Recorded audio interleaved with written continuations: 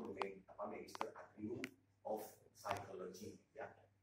Jadi sudah berhasil meraih gelar wisuda pada hari Jumat yang lalu. Tuhan memberkati dan terus pemakaian ini, ya. Terima kasih Tuhan, ya. Mulai lulus dengan kumla, ya. Tuhan. Baik, kita akan baca dalam 2 Korintus 4 ayat 10. Kami senantiasa membawa kematian Yesus di dalam tubuh kami, supaya kehidupan Yesus juga menjadi nyata di dalam tubuh kami. 2 Korintus 4 ayat 10. Sesungguhnya apa sebenarnya yang dimaksud dengan kematian Yesus dalam ayat ini? Kematian Yesus menunjuk kepasrahan dari kesediaan yang Yesus tunjukkan dengan tulus dalam kehidupan Tuhan Yesus. Untuk menerima segala penderitaan yang harus dialami demi menyelesaikan tugas Bapa, tugas yang Bapa percayakan kepadanya. Karena Tuhan Yesus tidak pernah menghindari penderitaan atau kematian, bahkan penderitaan kesulitan sebesar apapun demi menyelesaikan tugas yang Bapa percayakan kepadanya. Sebabnya bisa dimengerti jika sampai Tuhan Yesus di mana pernah berkata bahwa menyatakan bahwa ia tidak memiliki tempat untuk meletakkan kepalanya. Artinya bahwa ia tidak memiliki kenyamanan di bumi, tapi hanya untuk melakukan kehendak dan menyelesaikan pekerjaan.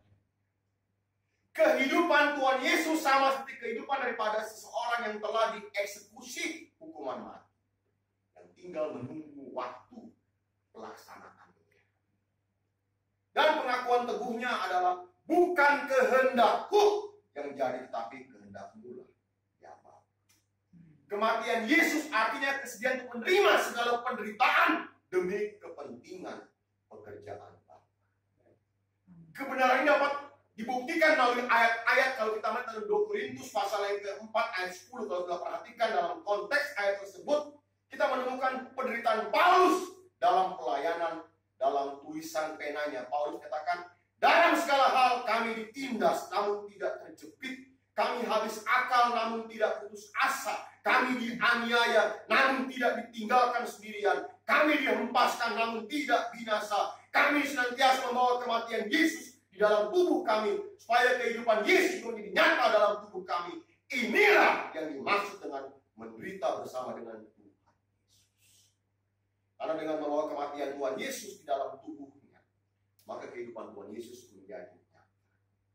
Melalui sikap pernyataan Paulus ini, kita dapat memperoleh pelajaran yang sangat-sangat berharga pada siang hari.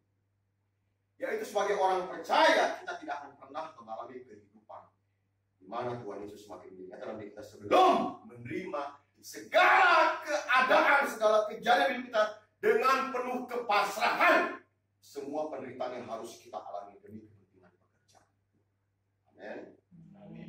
Oh, aminnya kayak amat kalau dapat itu. Amin.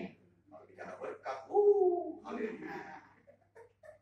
Tapi di sini nggak ada. Soalnya banyak yang begitu. Sungguh kehidupan seperti Paulus adalah kehidupan yang sangat lain. Tidak masuk di akal. Tapi itulah kekristenan yang sesungguhnya, bahwa kekristenan bukanlah agama, tetapi jalan hidup. Bagi Paulus, dunia bukanlah tempat yang menjanjikan untuk bisa dinikmati, tetapi sebagai kesempatan guna dapat memperjuangkan kepentingan dan rencana Bapa seperti yang telah dilakukan, dikerjakan oleh Tuhan Yesus. Dan dengan kualitas hidup yang demikian, Paulus bisa berkata bahwa hidupnya bukan dia lagi, tapi Kristus yang hidup di dalam diri. Karena kekristenan berarti kita membawa kematian Kristus dalam hidup yang sedang kita jalani sekarang. Banyak orang Kristen yang membawa kematian Yesus dalam tubuhnya, tetapi dilakukan adalah membawa kehidupan dunia, kenyamanan dunia, kesenangan dunia dalam tubuh. Mereka sibuk secara wajar seperti manusia lain, makan, minum, pesta, pora, hidup dalam segala kesenangan. Mereka tidak menyatakan kehidupan Yesus dengan nyata, tetapi kehidupan anak-anak dunia dalam kewajaran dunia. Mereka sedang digiring oleh kuasa kegelapan menuju ke api kekal. Sebab kekristenan yang benar adalah kita mengenakan kehidupan Tuhan Yesus juga dalam kepasrahannya. Kita bersedia menerima segala yang menyakitkan demi kepentingan pekerjaan. Dengan membawa kematian Tuhan Yesus dalam tubuh kita, maka kehidupan Tuhan Yesus semakin jadi nyata dalam hidup Kristen kita. Saudara, kita harus membawa kematian Yesus dalam tubuh kita. Lewat perjamuan kudus pada siang hari. Melalui persekutuan dengan tubuh dan darah Tuhan melalui roti dan anggur. Berarti kita sudah komitmen di hadapan Tuhan. Kita siap menghadapi via dolorosa. Amin. Amin. Amin. Amin. Kita siap melewati lorong via dolorosa. Amin. Amin. Amin. Kita harus membawa kematian Tuhan setiap. Paulus yang menjadi filosofi utama moto dalam pelayanannya hidupnya adalah mati adalah untung bagiku, hidup adalah bagi Kristus. Itu filosofinya Paulus yang seharusnya juga menjadi filosofi kita sebagai anak-anak Tuhan pada hari-hari. Kita tidak bisa hidup dalam kewajaran dunia seperti orang-orang dunia. Karena itu kita akan melihat, saudara, bagaimana langkah-langkah yang harus kita lakukan agar supaya dapat membawa kematian Yesus dalam tubuh kita. Pertama, ini sangat berat. Tadi pagi ketika saya bergumul di hadapan Tuhan, kita harus memutuskan hubungan hati dengan dunia. Dalam iman mereka semua ini telah mati sebagai orang-orang yang tidak memperoleh apa yang dijanjikan, tetapi hanya dari jauh melambai-lambai kepadanya yang mengakui bahwa mereka adalah orang-orang asing dan pendatang di bumi ini. Tetapi sekarang mereka merindukan tanah air yang lebih baik, yaitu satu tanah air surgawi. Sebab itu Allah tidak malu disebut Allah mereka, karena Ia telah mempersiapkan sebuah kota bagi mereka. Ibrani 11 ayat 13 sampai dengan ayat 14. Kita harus memutuskan hubungan hati dengan dunia. Sama ketika Abraham diberitahu Tuhan untuk keluar dari Ur Kasdim. Dia meninggalkan negerinya dengan tidak ragu-ragu.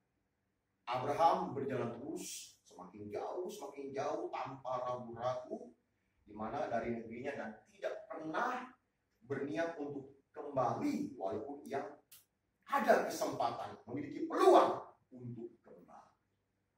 Tindakan Abraham ini sama dengan Ur Kasdim yang telah disalibkan, dan hidupnya disalibkan bagi Ur Kasdim.